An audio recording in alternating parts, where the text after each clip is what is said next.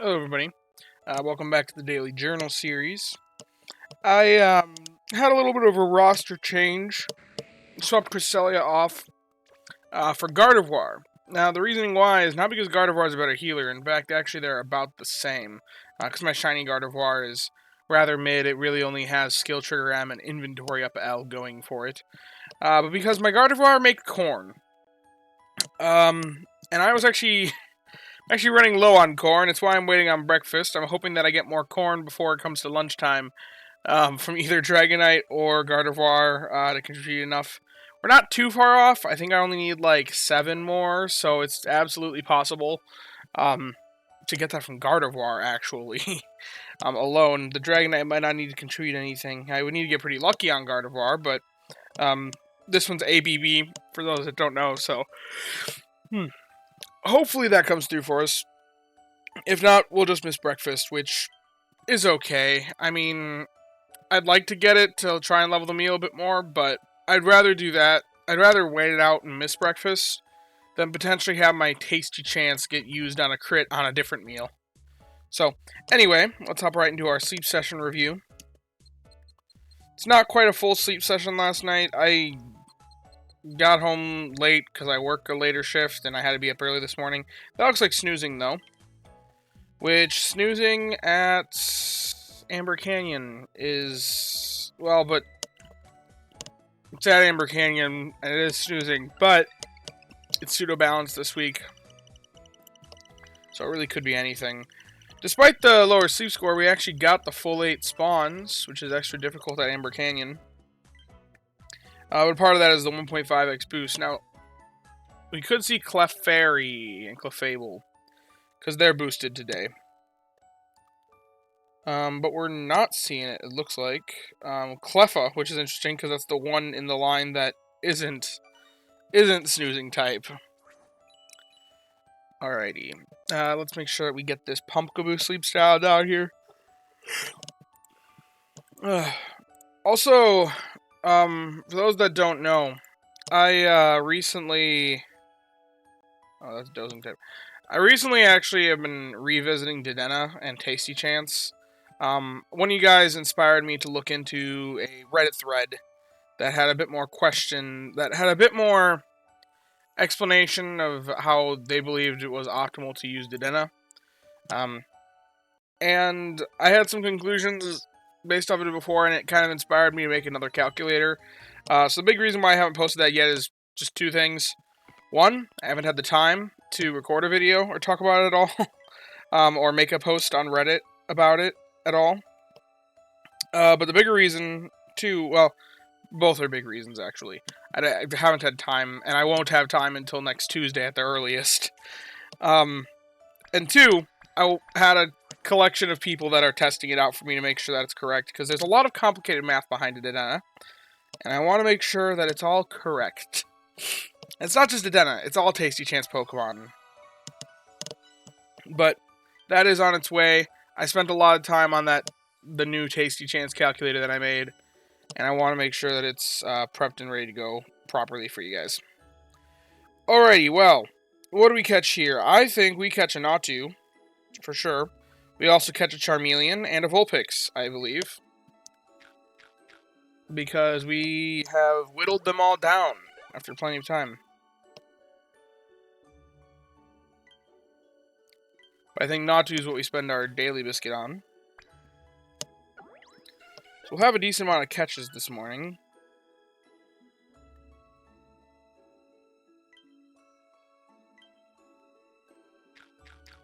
There we go. And then I guess we also catch a Vulpix because it's left on 4.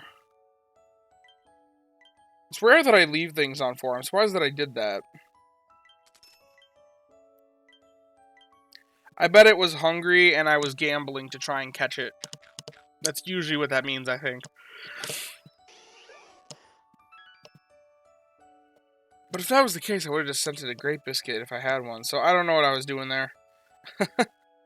Anyway, let's finish up this sleep session review. See what sort of stats we roll. Thank you, Neroli. We're always making serious strides around here. As for the candy we're going to send out, it's going to be Vulpix, I think, here. Well, between Vulpix and Paldean Wooper, I'm going to go for the Vulpix instead, just because, well, both are dual purpose. But Alolan Ninetales and Alolan Ninetales are both berry specialists, which care more about their level than ingredient specialists do. Ooh, it is nice to see 13,000 Dream Shards. We're actually starting to get up to the land where the Dream Shard gains are actually somewhat significant. Ooh, Adamant, that's a good nature. But as we know with Berry Specialists, a good nature cannot be a carrier. Hey, it's got the sleeper combo. Oh boy. I'll start it because that is interesting. I do already have 5 with the sleeper combo. But I think I haven't actually gotten them all to level 25 yet. And I think some of them are Pokemon that are a bit more difficult to level and use some rarer candy. So I may actually want to use that. Now, Modest on an ingredient specialist is net positive. That's ingredients up, speed down. ABA is not really a list that I'm looking for. My AAB Charizard is already almost level 60. And they do kind of the same thing, just in different proportions. Yeah, this one is actually really solid, my goodness. I just can't see myself reinvesting a Charizard. ABA actually is more in line with what I would be looking for that particular productivity, because let's see here. My normal Charizard, Radiant X has changed around a bunch of things, and I'm not as familiar with the new stuff here, but you can see it's got just double ingredient fighting, so it's not quite as good. If I get it to level 60...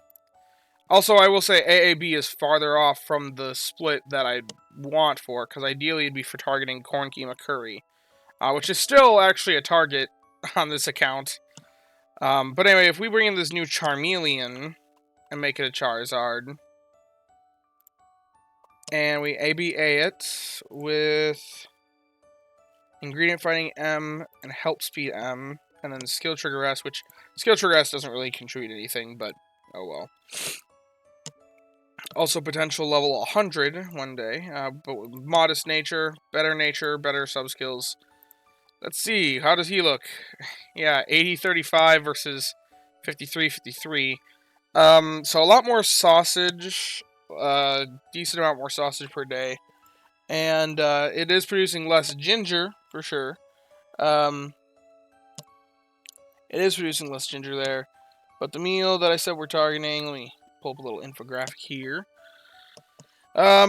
It'd be the Corn Keema Curry with the sausage and ginger. Now, you'd ask, why would I target this one?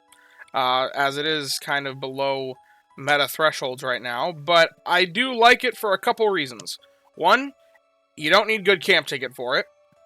2, my Dragonite paired with a Charizard could theoretically pull this off.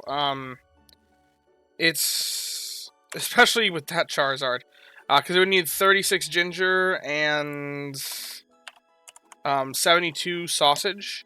Which, let's see, what was that guy's numbers again?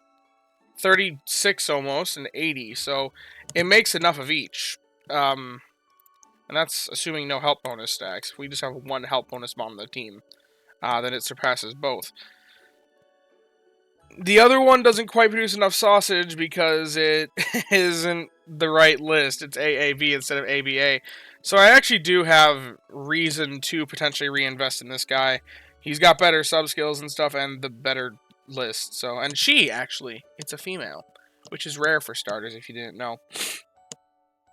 Anyway, I'll star that one. It's interesting, but I just don't see myself reinvesting.